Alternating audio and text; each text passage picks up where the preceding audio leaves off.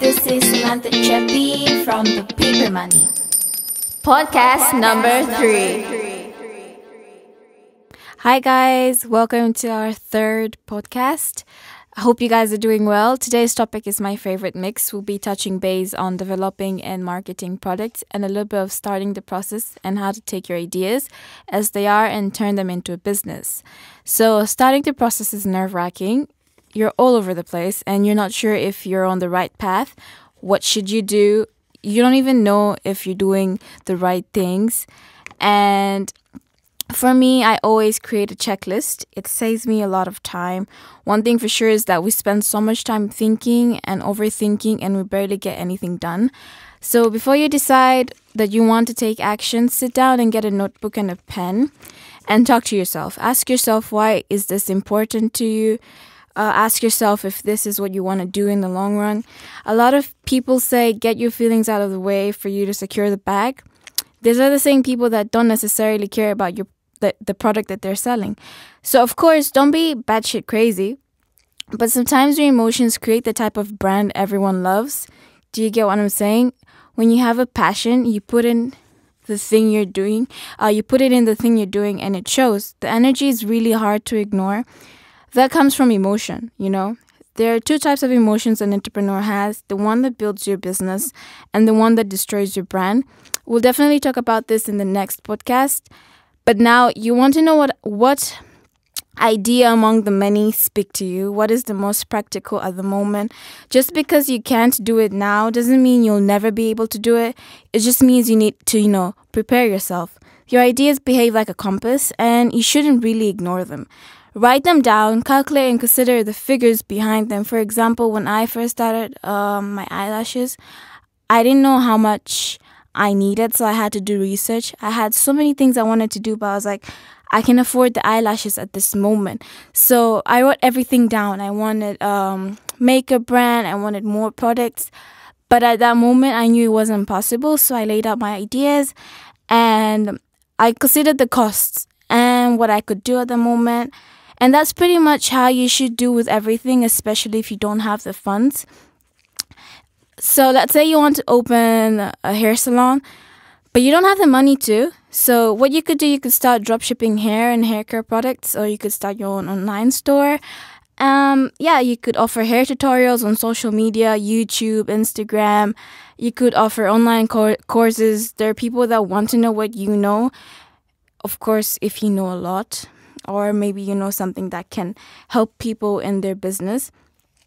You can review products on your blog or sign up for the Amazon affiliate program, whereby you could link shoppable links on your blog. Let's say you're doing Cantor review and you could, if Cantor is on Amazon, you could link it up and whenever someone purchases that product from your blog, you get paid.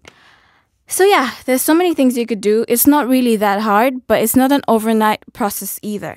So if you want to start small, maybe buy wholesale and retail it. We have a $30 factory contact list and you can pair that with the online business workbook, the moneymaker and the handbook for a great start.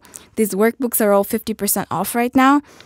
So let's move on. It's really important to create your tribe that trusts your work and then everything else falls in place. Business is about demand.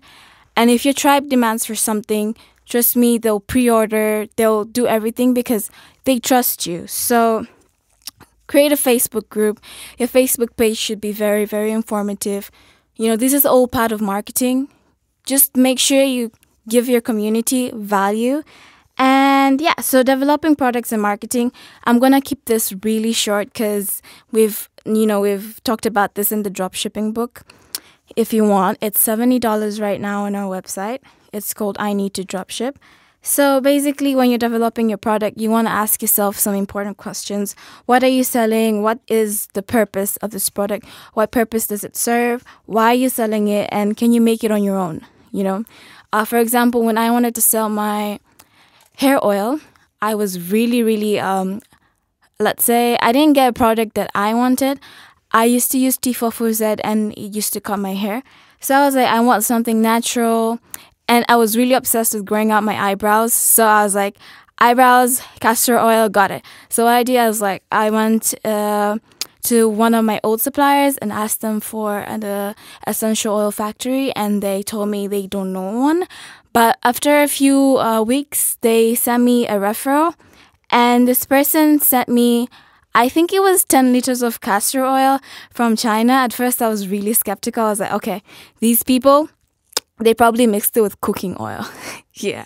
But I launched my hair oil, but it was because, first of all, my mom had really long hair. She still does.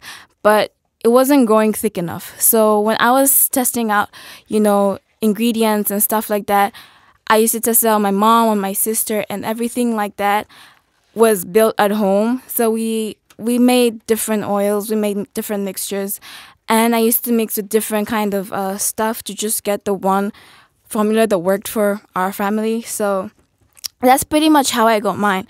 I made everything from scratch because I couldn't go to a factory and tell them I want maybe hair oil, because at that time you had to get like 12,000 pieces to get your label slapped on the bottle and, mix your own essential oils. So I was like, I'm going to do it at home, mix the bottles by myself, and my mom used to help. So it was amazing. I did it, on a budget. So it's why it's important for you to ask yourself, can you make it on your own? Because you might be saving a lot of costs. But if you can't, you can always order unbranded products at a minimum order quantity, and print your own product labels at your local suppliers, like local supply store or stationery. That's what I used to do back in the day. Just order unbranded products. Sometimes I repackage it on my own, and then I just, slap a label. So when we talk about marketing, it applies to every product. If you're selling digital products like ebooks and podcasts and stuff like that, or physical products. So digital marketing is the hottest trend right now. We have social media at your disposal. Basically, there's more than 300 million people on Instagram, active on Instagram. So you want to reach out to these people, and how you can do that is if you create really, really amazing content. When you see Nike, when you see Adidas, when you see Reebok, when you see Sephora, they have really good, amazing pictures that tell a story. You want to do the same for your brand, even if you don't have the budget to, but you really want to send a message, and this is how you do it. If you have a new ebook, you have to tell people like, this book came from this story, and we're trying to create something for you to use for your future, basically stuff like that. So Instagram, you really have to be creative. You have to pay people for promo, pay Instagram ads and Facebook ads, but just make sure that when people come to your page, they have something that will make them stay. You can't promote your post and then there's nothing interesting to make people want to stay. If you're an artist, you have to make sure like your page is so interesting, people want to know more. But if people come to your page and they don't understand what's going on and they're like, okay, never mind, maybe later. You want people to come to your page and go like, okay, subscribed, followed, liked, stalking, and stuff like that. So you kind of want to create attention, keep the attention. So yeah, just focus on creativity. Your Instagram posts should be clear. You should engage with people. Facebook ads, Facebook groups. Join as many Facebook groups as you can. Be active. We've talked about this on our dropshipping workbook. It's really, really nice. You guys should go buy it. It's $70 again, just reminding you. And one more thing is create a mailing list. It doesn't matter what you're selling. If you're in real estate, you're an investor, yada, yada, yada. Just create a mailing list and make sure your audience gets, they get freebies, they get tips, tutorials. It doesn't matter what industry you're in, but a mailing list saves a lot of time, especially when we have Instagram going down, Facebook not working. You need your own website and you need people that are hooked to your website. So just make sure you do all of that. And yeah, marketing, I have one rule for marketing.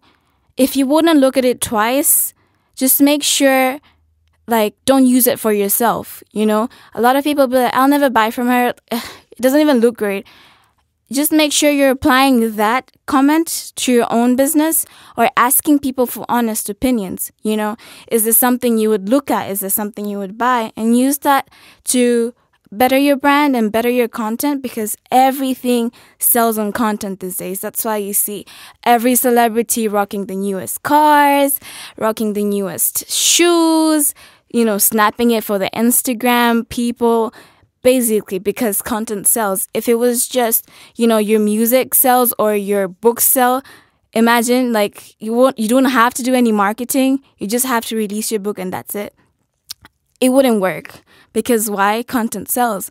People make, you know, videos, YouTube is like the number one growing platform, and it's never running out of trend. Why? Because content sells. So before you rush into starting your brand, just make sure content speaks for your brand and you don't have to do all the talking.